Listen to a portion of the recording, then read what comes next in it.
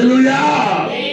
అందుకని అన్నారు కదా, నా పేరు పెట్టబడిన నా జనులు తమను తాము తగ్గించుకొని పాపములు విడిచిపెట్టి ఆకాశం చేతులతో ప్రార్థన చేస్తే నేను వారి ప్రార్థన ఆలకించి వారి దేశమును స్వస్థపరచుదును.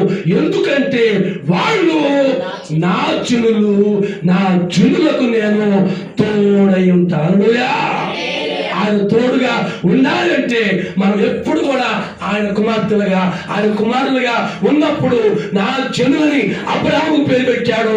అబ్రాహాము నా జనులు అన్నాడు. అబ్రాహాము కాడి నుంచి ఐగుప్తులోకి వెళ్ళిన ఇశ్రాయేలు అందరూ కూడా దేవుడు ఎక్కడ విడిచిపెట్టలా.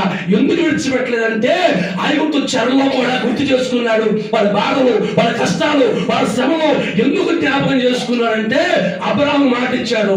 ఏమని? నీ ప్రజలైన నీ జనులు నా జనులు, వారిని ఎప్పుడు ఎక్కడ నేను విడిచిపెట్టను అని వాగ్దానం చేశాడే. ఆ వాగ్దానాన్ని నెరవేర్చాడు కనుక ఐగుప్తుకు దేవుడు వెళ్ళి మోషేని పంపించి అక్కడి నుంచి వారిని విడిపించాడు.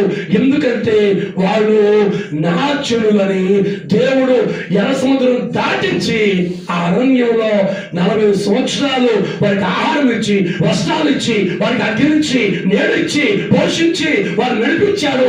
ఎందుకనంటే ఆయన వారికి తోడై ఉండి అరణ్య యాత్ర అంత తోడుగా ఉండి వారిని క్షేమకరంగా ఎక్కడ గమ్యం చేర్చాలో పాలు తేళ్లు చేర్చే వరకు వారిని ఎక్కడ విడిచిపెట్టలేదు. ఈ రోజున ఇమ్మానుయేలు దేవుడు నిన్ను నన్ను కూడా విడిచిపెట్టడు.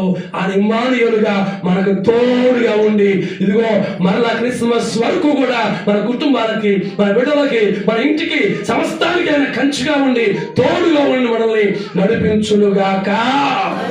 ప్రార్థన చేసుకుందాం.